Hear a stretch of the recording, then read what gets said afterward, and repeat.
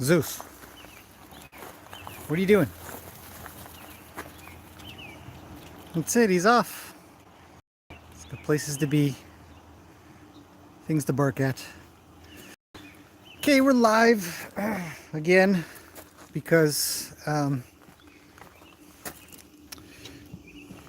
end up running out of time to do all kinds of video stuff around here.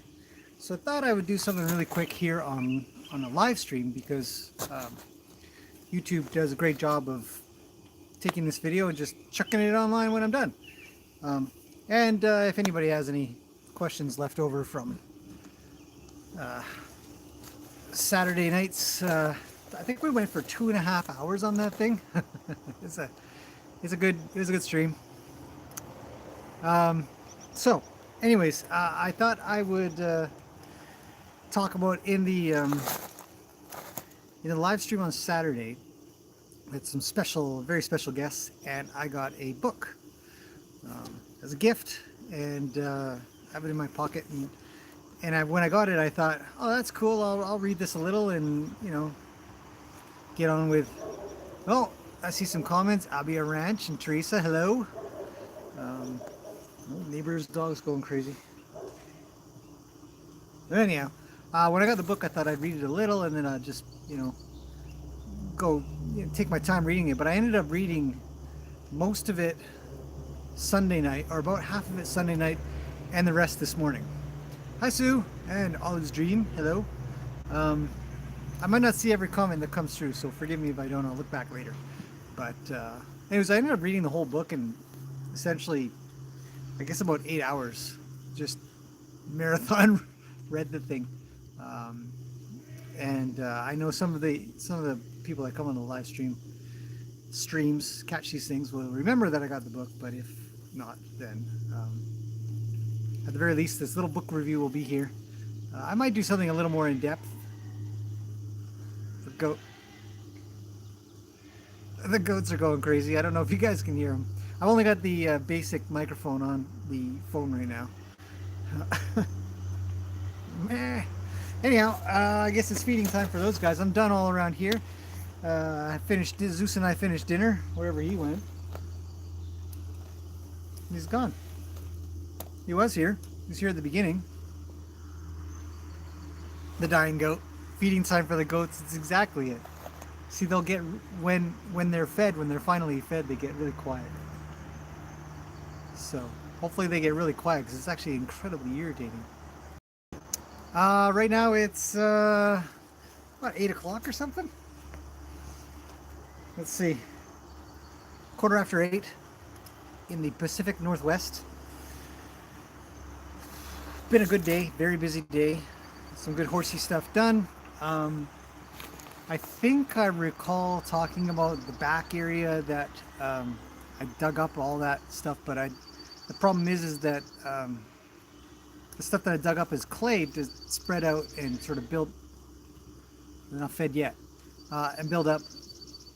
So when it gets wet, it's kind of mushy and a little gooey. So today I also went out. I got some free moldy hay, like just really. It's actually pretty gross stuff. Yeah. I think parts of one of the bale, it was already turning to dirt kind of thing. I didn't take any pictures or video any of that, but it's pretty. Anyways, this works perfect for. It's a general tip.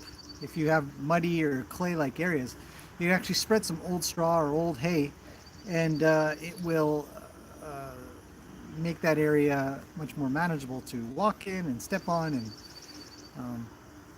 mix in and create dirt faster. So, anyways, funny little quick tip. Just when I did all the hay, I did a bunch of stuff in the hay room as well, so I've got a bit of dust.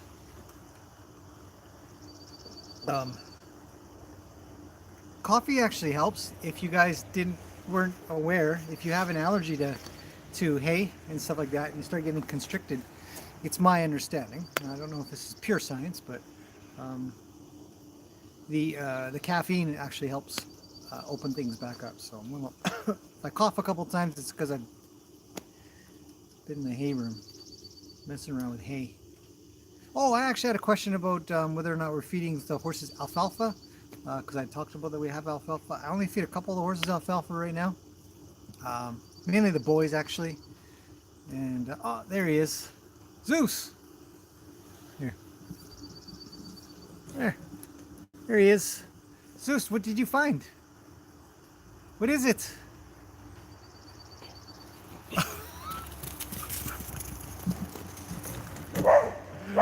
Ah, look at him go. And then he sets off the neighbor's dog. I wonder if my neighbor ever thinks, God, would you shut your dog up? Because it makes my dog go crazy. Zeus, come here. Okay, I'm going to get on with this book review real quickly. Where is he? He's in Ruli's paddock. There he is. He's with Ruli, hanging out with Ruli. Zeus, what are you doing? Okay, get on with the book review, right? Okay.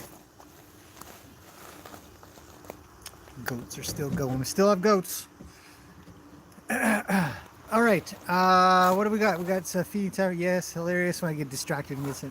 I tend to I get distracted a little easier maybe than some. What? Do you feel better? Look at this guy. Zeus. Do you feel better? You got all the squirrels today? There had to have been about 12 squirrels up in the front yard. We've got a massive maple tree up front. I mean, it's huge. You can see it from here. Just that thing right there. That is that's a pear tree, which I got in trouble for talking about one time. But that's a maple tree, and it's massive, big, big, big, big thing. So it puts out a lot of the seeds, and so there. I was gonna get video, but I was reading and I thought, oh well, I'll just figure it out later. But there were at least 6 to 8 squirrels just everywhere, and I'd let Zeus out. I thought for sure anyway, he didn't. But okay, book review. Let's talk about this book because I read it awfully quickly, so it's still in my head for the most part. It's okay. It's called Last Chance Mustang. If you haven't read it, it's a good read. I would say if you're looking for the short version of this book review, the very, very short version, I would say great read, great book, well written, interesting. Not really a horse trainer book. Like you would read this for entertainment and sort of one guy's experience with one horse. Actually, he does talk about a few other horses, but mainly it's just this is one Mustang that you see here, and the picture is very important. This is a very important picture. I don't know if how much should I say? How do you not ruin a book by doing a book review? You know, this sums up their. This is my bookmark. This sums up their not relationship, but their moments in time that really quantified their relationship. And there are moments in here that you would only really understand if you've been in the position of where this guy is. Maybe not entirely. You don't have to be quite there. There are other. So first, there are other experiences that are similar to what he had. Maybe not as. Okay, if we were to quantify the experience, say it's this big.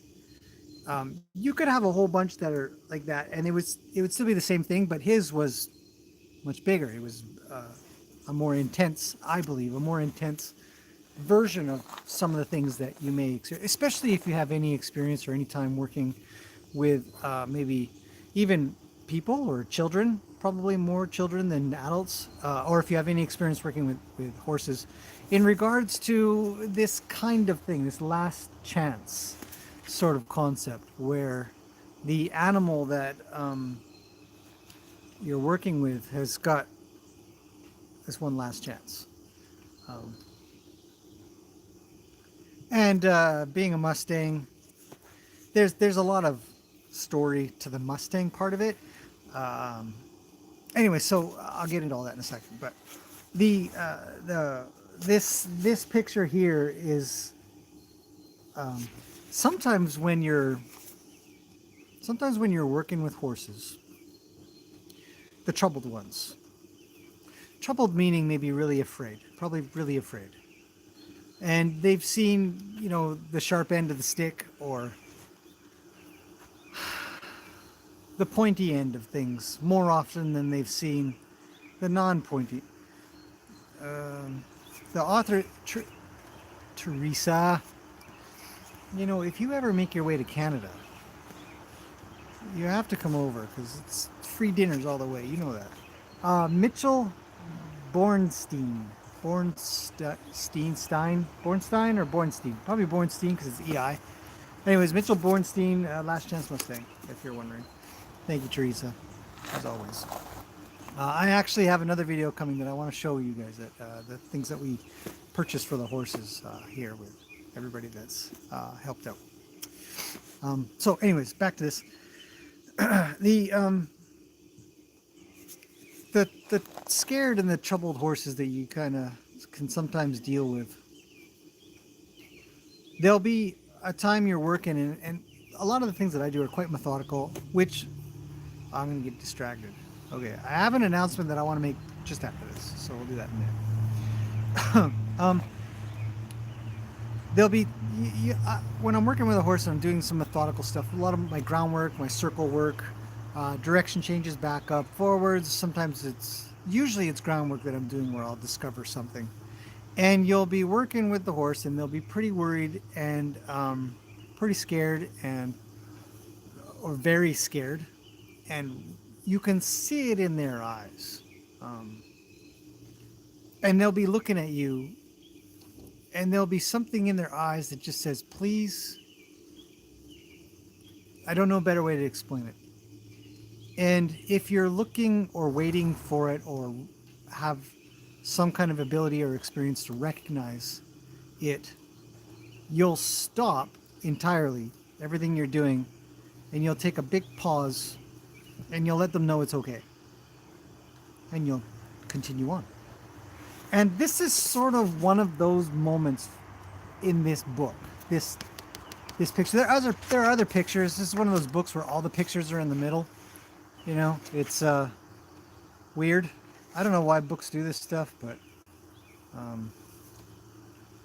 he's got a few. I won't show all the pictures, I guess, because you should probably just buy the book and enjoy it.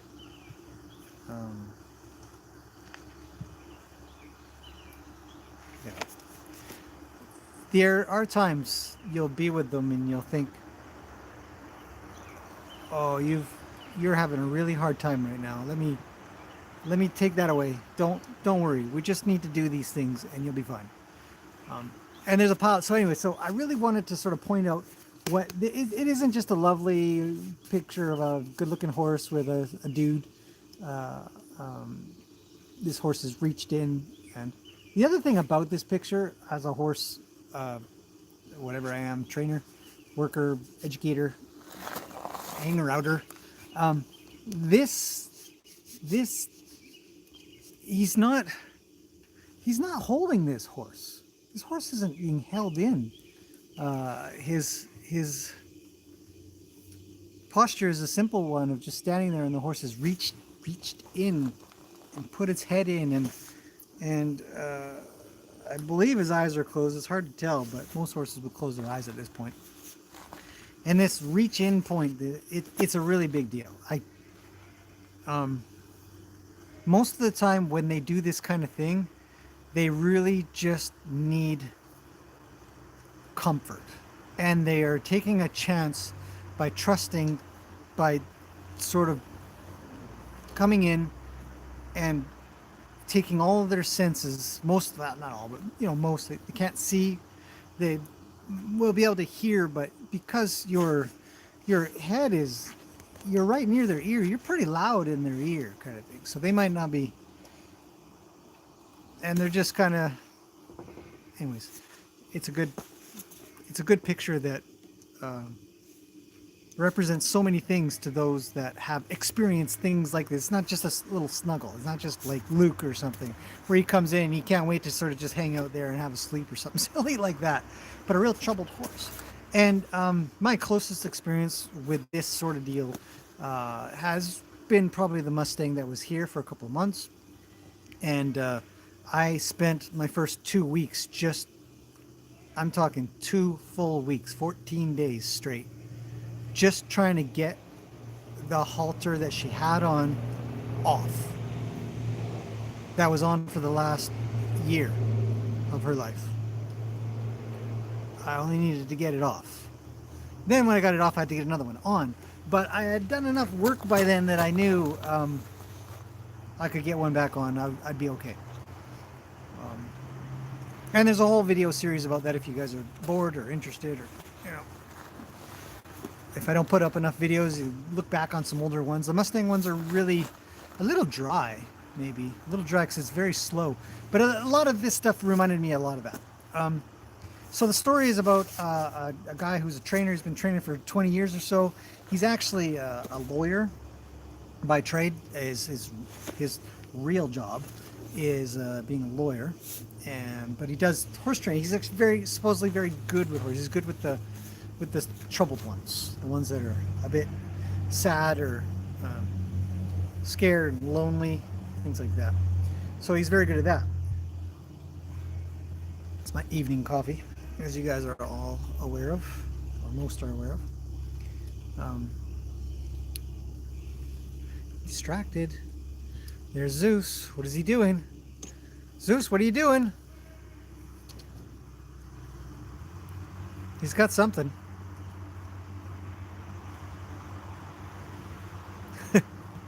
I don't know. Anyhow, back to the book review.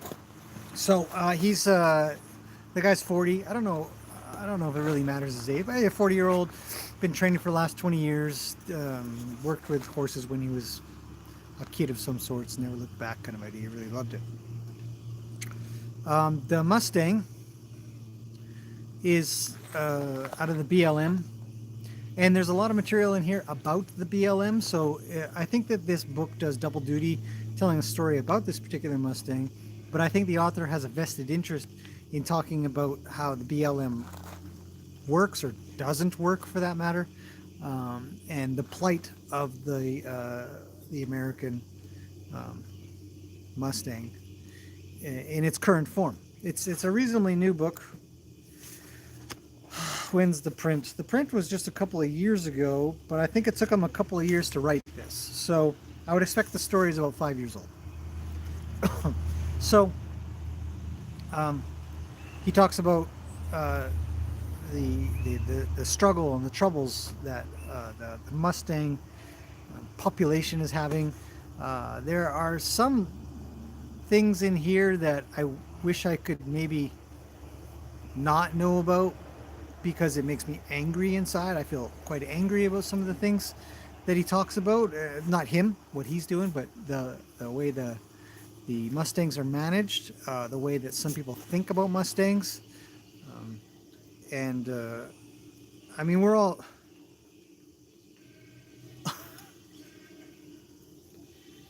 They must be feeding them. They must be...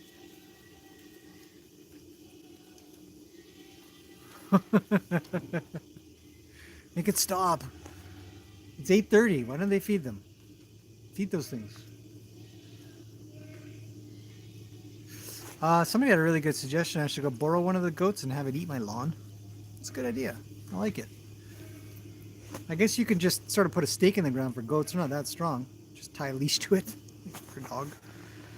Anyhow, so there's some... outside of that part of the story, or the book, the story was great. I think the guy was a little crazy. I would never have done... I don't know if... maybe I couldn't say never. I don't know if I would have done what he tried to do, what he did, but I understand where he is coming from and why he did we did because this Mustang was very dangerous. It was uh, untrainable. It had been abused, heavily abused. They don't have actual proof, but there is sort of some conclusive findings in witness reports, I guess you could call it, or firsthand experiences by those that dished out that pain, involving just, I mean, the way that some people deal with horses that don't listen or horses that are dangerous. That just it just makes them more dangerous, but it's hard to see that in the beginning. And we're going to get into.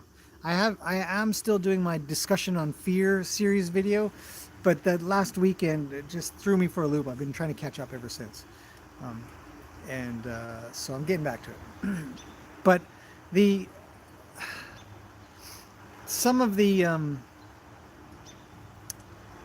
parts of the book that talk about some of the abuse that some horses go through is sad.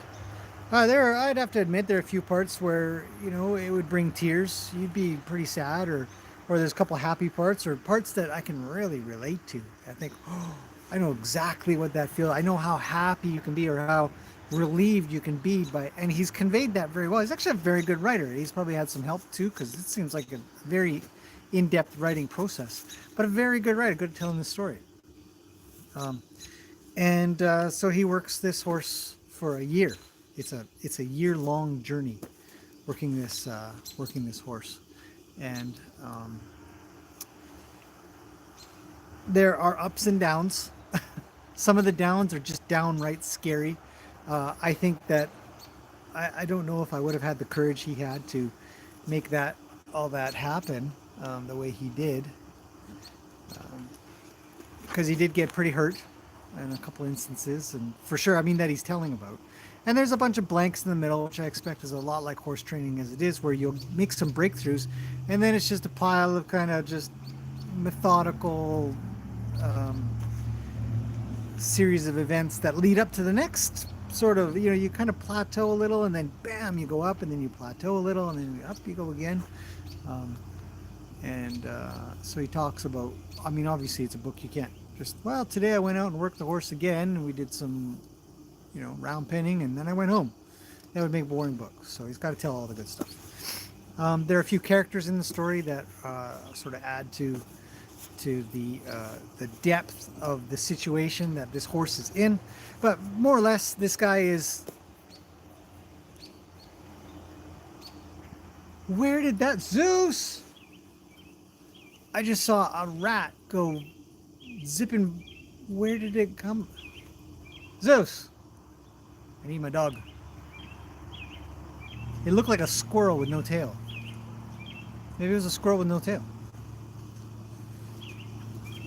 Oh, Hannah. Well, Hannah's doing great, by the way. Fantastic. We're riding. We're Zeus. He won't come when I call him. He's too old. He can't hear me anymore. She's doing great, though. Riding, great groundwork. Keep back to this. So I want to read a couple of things. I wrote down a couple of pages because a couple of items in here really caught my eye as he's writing it. It wasn't until, I mean, my first one's on page 220. So I have to read this because his job is a lot like mine, where even though you're working with horses, you're working with people quite a bit and trying to talk about these damn birds. There's too much nature here. The goats shut up finally. Okay, but the best way to make sure that horses go on to continue what you're doing is be able to work with the owner, or work with whoever's going to be handling the horse from that point forward. And so there's a lot of conversations I have. I send videos off. A lot of if their horse is here, their clients will come here and we'll work together in one of the arenas or something, or we'll go out and do trail work or something.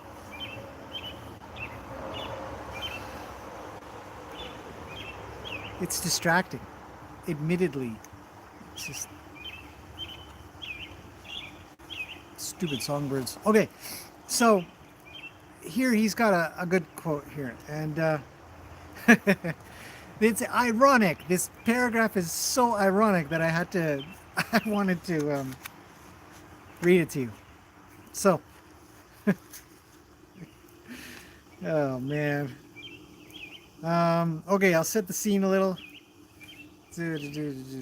Okay, this guy seems to attract animals left, right, and center. He's got some cat going on. Doesn't like chickens, whatever. He likes horses. Horses like him. Cats like him. So he's talking about this point where he's trying to get a saddle on. So this is a ways in. Page 220 is on if you buy the book. What page was that again? 220. So he's talking about let's see, getting the saddle on, and it's in February, so it's pretty cold. It's wintry time. He's trying to get the saddle, just literally trying to just place it on his back, and he says, you know, you got to be careful of the hazards and things that are around you when you're horse training because you never know what could happen. And he says his second rule of horsemanship postulates and reminds owners to always remember where a horse comes from and to never forget how a horse moves, sees, thinks, and reacts. It's true. You really, that's why I put out so many horse observation videos here on this channel, because the more you absorb via osmosis, the more used to it you are. And if you're ever around horses, you have much more of a an ability to recognize what's normal and what's not normal, what's going to happen when it's not going to happen. Anyway, so that was a good one. Okay, here's the paragraph. So he says, so after that, he says, more often than not, horse owners err by attributing complex human thoughts, cognitive processes, and emotions to their four-legged companions. Lacking a brain that permits multi-layer thought processes and deductive reasoning, horses are driven more by primal, instinctive motivators than emotion. Whether a best friend, investment, or aid in work, the horse is still an animal and must always be treated and handled as such. Which is so ironic because this book is full of anthropomorphizing the horse so that you will attach to it to sell the book. So ironic. Either way, though, he's right. We've talked about anthropomorphizing horses so that, you know, a horse is being stubborn or mean or rude or, you know, some human emotion would apply to them. The paragraph's correct. Heavily ironic. It's sitting in this book anywhere. I mean, he's constantly talking about Samson must have agreed with my rationale. What? So he now agrees with your rationale? He says, okay, I understand your rationale. I agree with that rationale. What? Everywhere you look in this book, there isn't a page that I probably couldn't I don't know. Look, there's so I'd have to. It doesn't matter. I'd have to read the context. But when you read the book, if you ever read the book, and you remember this, more often than not, horse owners err by attributing complex human thoughts, cognitive processes, and emotions to their four-legged companions. This is a whole book. This whole book is exactly that. It's a good book, though. Okay, next thing I wanted to quote. Now, this doesn't sum up this book, these little quotes, but I do think that they're important because he puts out these little nuggets of information that I think are fascinating. I'm certainly not giving away the book for this, so.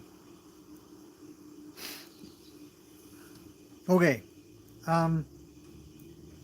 He tells a story about how he handles these runaway horses that were somewhere on some road somewhere, and nobody could catch them. There were a bunch of other horse people out there that were, you should do this and you should do that, and he does something totally different, gets them. But he talks about this. This paragraph is a really good one, so I'm gonna read it out. So here we go. As herd-bound, insecure animals, horses are driven by a fear complex that instructs and mandates flight. Behave like you can control any situation, confront rather than shy away from a problem, exude confidence of a herd's lead stallion or alpha mare, and you can limit, if not curtail, a horse's innate desire to flee. Your confidence becomes your horse's confidence. When a horse challenges with its behavior, stay with it, don't run, don't hide, and don't act threatened. If your horse becomes frightened, then convince it that there's nothing to fear. A measured combination of compassion, understanding, respect, and a firm command and control presence will curtail even the most wayward steed. That's a fantastic paragraph. To if you were to maybe summarize horses a little bit, you might do it like that. So this book rang a lot of bells for me, or reminded me of a lot of the things that I try to talk about and preach. I feel like I'm just preaching to the choir half the time, anyways. But when you talk about some bug, when I talk about how to deal with horses, I'm doing a lot of talking about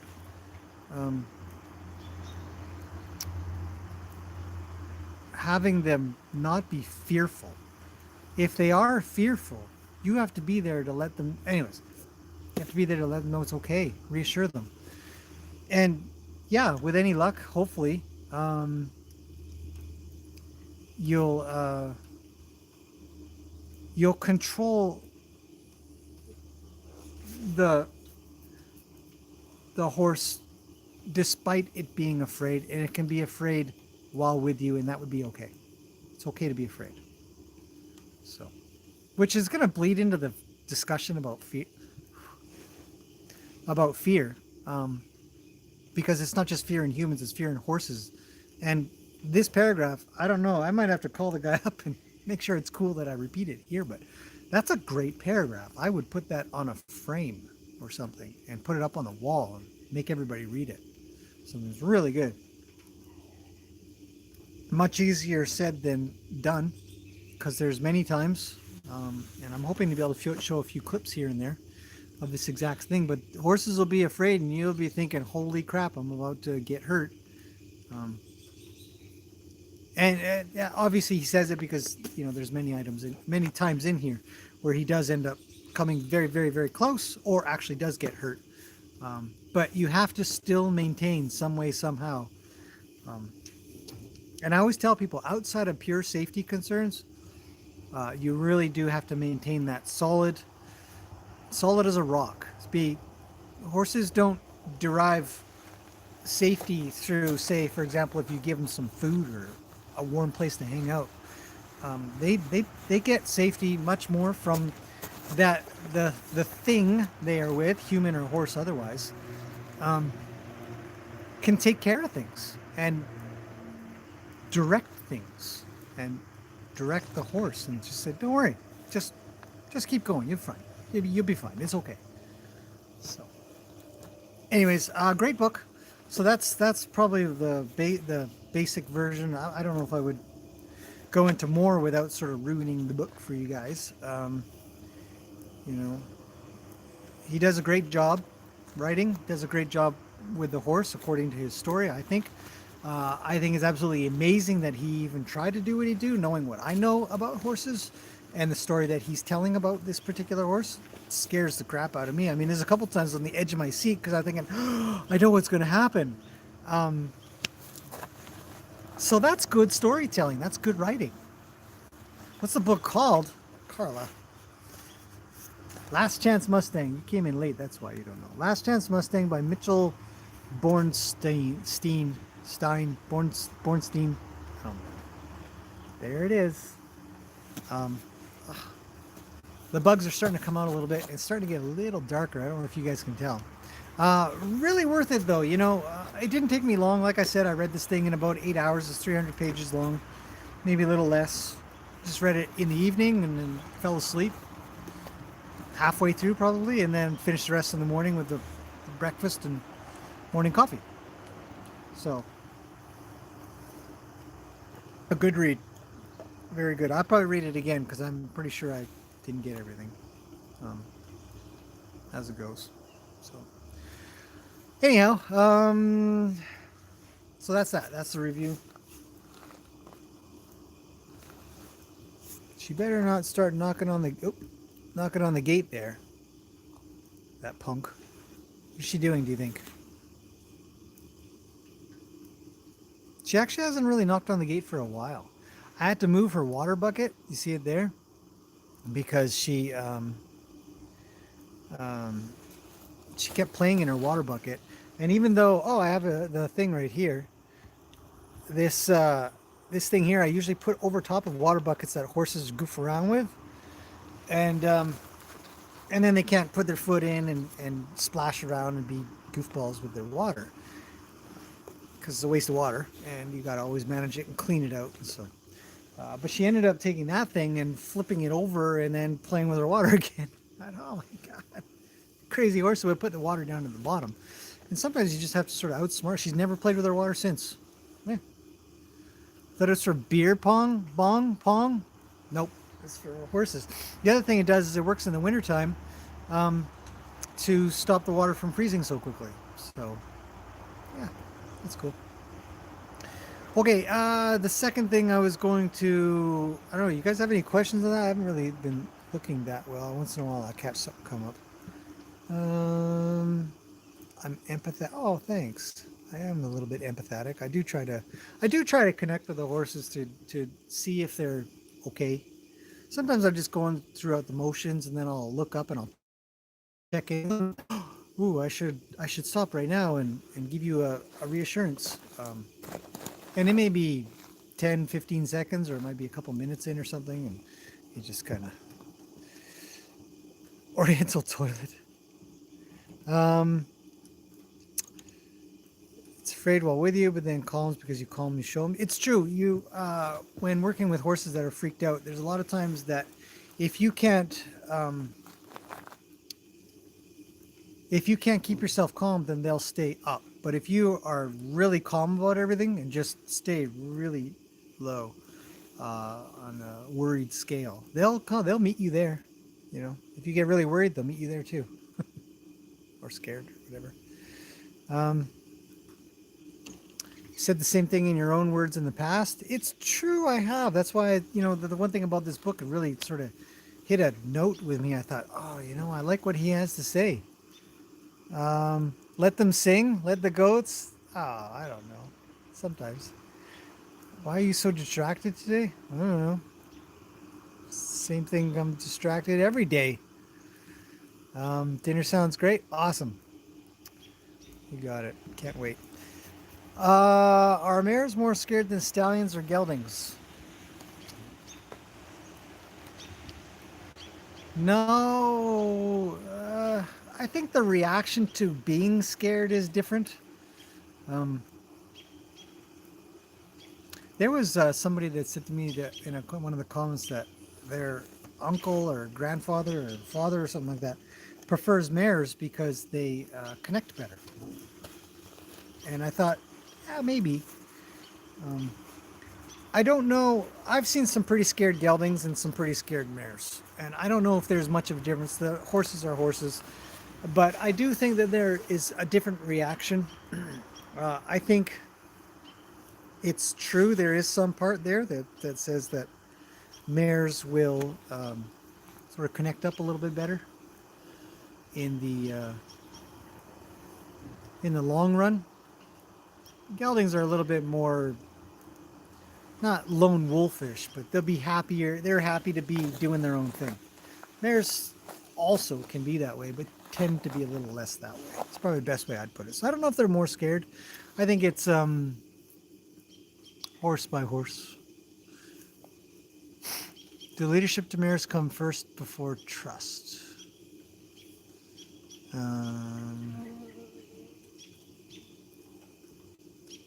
They go hand in hand.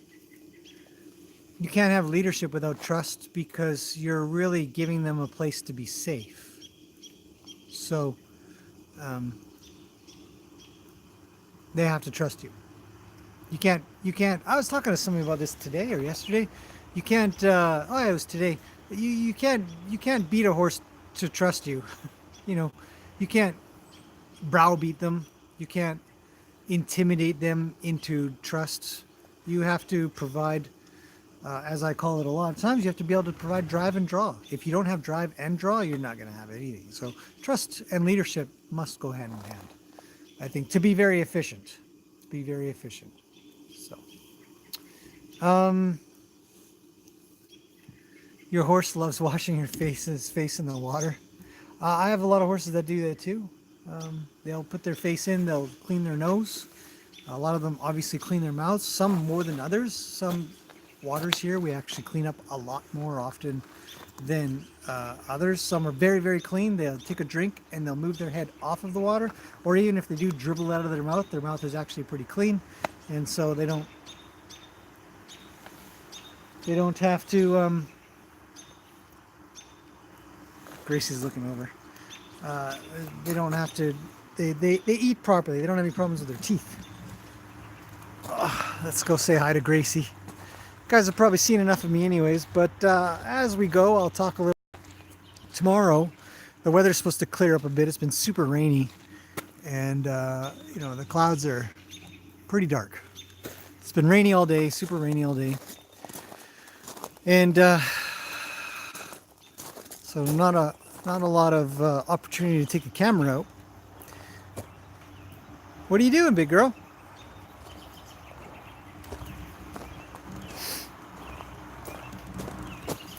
What's going on?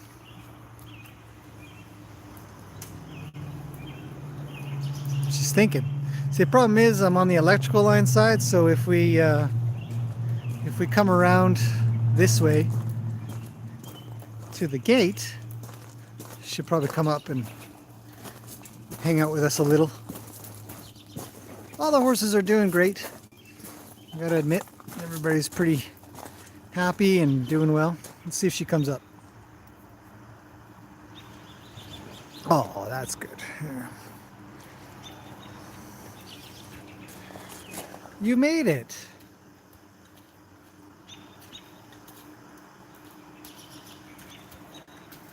Hello. There you go. There's your up close and personal Gracie. Really, really close. Even closer. Closer. I don't know why she's doing this. She's 2 or 3 inches away from the camera. What are you doing? There's your eyeball for the day.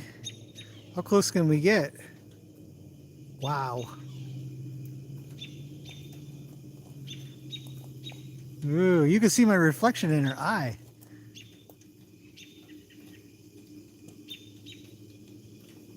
That's nuts.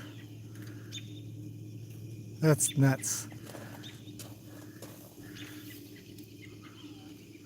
What about this side? Do you care left or right?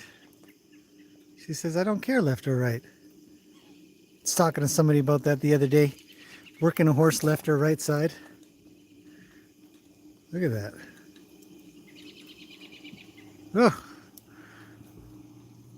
There's your nose. So that's Gracie, up close and personal. Hey, no chewing. Ow. No chewing on the wire. There's a little wire. It's for charging. I need that. Otherwise I run out of juice.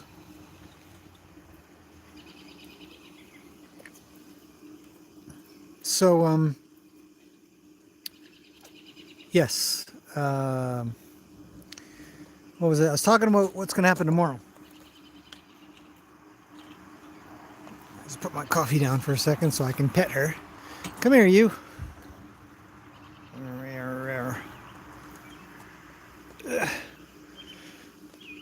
I'll take my hand away for a second, let her come back, and then pet her.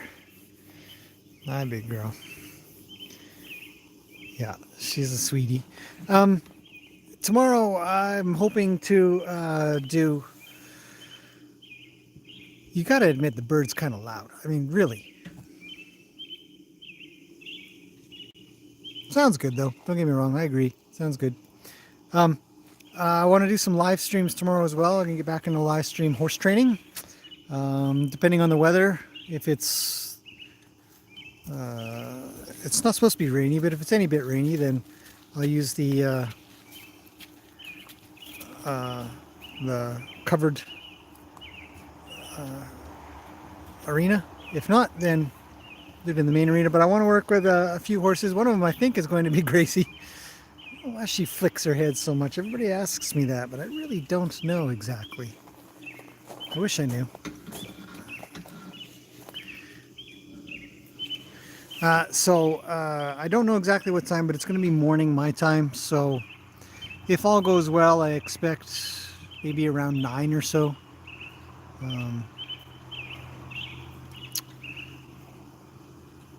Wonder if she'll come back to us. Here she comes. Oh. You made it. Hello. Bam. That's pretty forward. Hey. Mrs. I've got something to say. Robins are obnoxious. It's true, they are.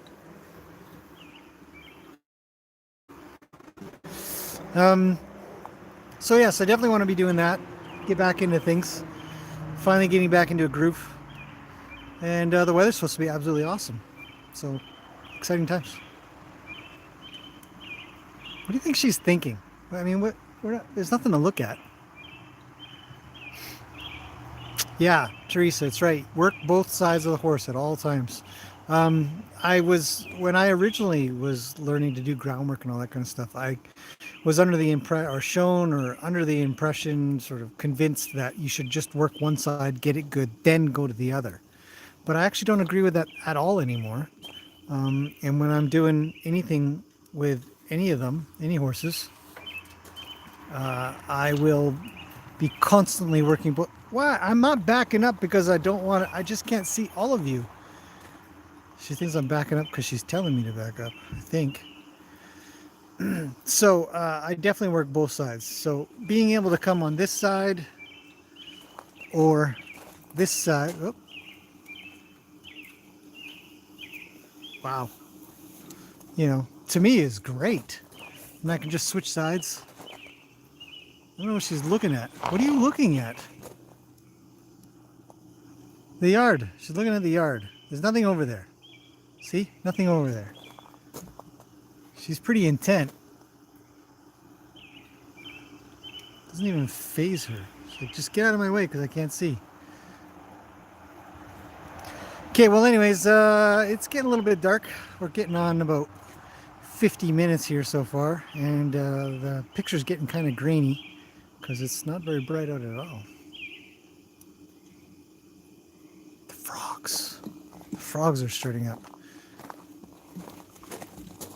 Bye, Gracie. Give her a quick pet. I don't know if the camera's even going to focus. It's getting so dark. Nah, it's too dark. So, I was going to take you guys a little bit to the back. I don't know. It's much brighter on the screen than it is in person. I mean, it's dark. I can't even see Lena. With my eyes, I can't barely see Lena and Macaroni in the back. But if I zoom in, whoa! See how grainy that picture is? But there they are. Anyhow, I'm going to leave it at that for you guys. Head on inside, finish up my evening outside here. It's 9 o'clock. But yeah, I'll be back on tomorrow in about, I guess, 12 hours or so. We're getting back into the swing of things around here. Training, working. I definitely want to get on with Gracie's stuff. What? What? Hey, look at her. Oh, come on, camera. So I'll be back in about 12 hours. Thanks everybody for popping in to hear a book review about a book on Mustangs. I'll change the title to probably reflect the name of the book because it'll make sense more. There's Peggy drinking. So anyways, thanks for popping in everybody. We'll see you guys again